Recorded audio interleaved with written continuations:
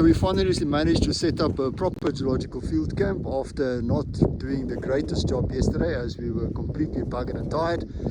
As you will see, you know, we will talk about it more in detail, but you will see that the whole camp is set up in a line which is of course perpendicular to the most prominent wind direction, which we of course determined from looking at the orientation of the sastrugi in the area. So things are placed in such a way that while facing into the wind direction, we don't get snow build up during a storm on top of other pieces of equipment. So now I'm going to hand over to Dewan, who will explain this part of the camp to you guys. So over here we've got our arrangement of snowmobiles.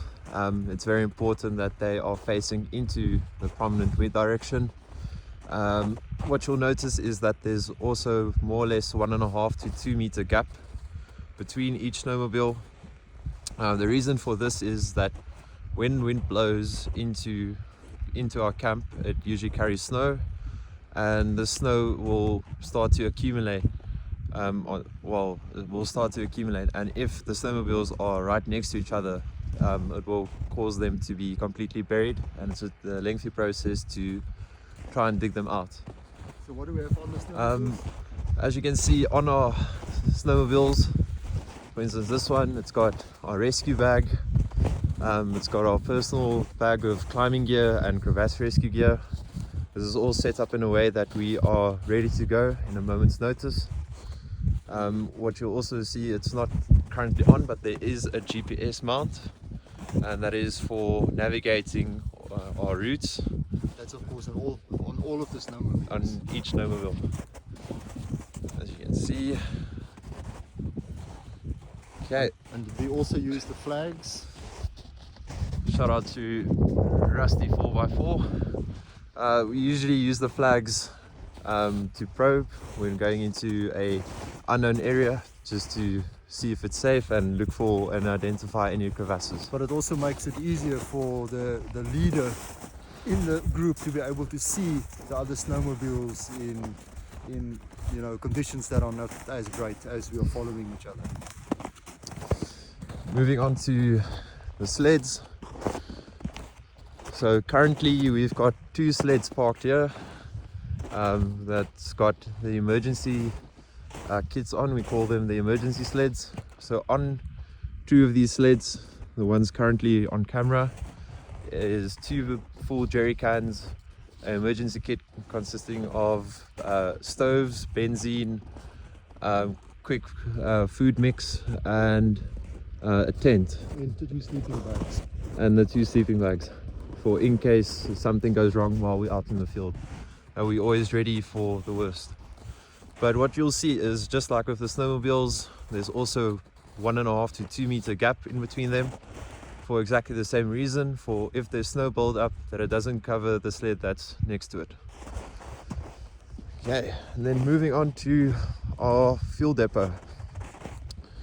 Once again, just following the same orientation as the snowmobiles and sleds.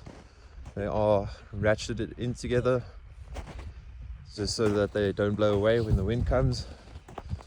And here's our second line of fuel drums, or jerry cans. Okay, so now we will hand over to Marlina, which is going to show us the kitchen tent. Of course, the kitchen tent is one of the most important places that we can get to. It's quite a walk after all these snowmobiles, but we see it coming on. It is, of course, the first tent we'll get to here. Now, the good thing about the kitchen tent is that we can leave all the food actually outside in these containers, that we can see that also for a part keep the tent down. We see we're trying to defrost some meat for tonight, bacon, because there will be some interesting stew here. Another important feature of this tent is actually not the tent, but that we also have a fridge outside, because we need to keep some of our food frozen. So this is our freezer fridge over here. The reason why we leave our fresh stuff like meat outside is that it can actually get very nice and cozy within the kitchen tent here. Okay, the important job, that is indeed my job. You can see here, it doesn't look very important, But these are little pieces of snow that we use for making water. And I'm the designated blokjes maker for this trip. And we can see inside the tent at the moment. We have 4 chairs for each of the expedition members. In the middle we have a table, and we even can see, if I lean in a bit further, a kettle and a stove there. These stoves are really amazing. They do a very good job. So here we sit most of our time when we're not doing field work, and we're trying to make water in this big pot over here. Those are the main features of our kitchen setup. Now we go back to Herman. Well, which I'm going to give to Nina, because she will talk to us about tent setup and accommodation tips. Okay, so the next 2 tents are accommodation tents. This first one is Herman and Dewan's tent. The next one is Marlina and my tent.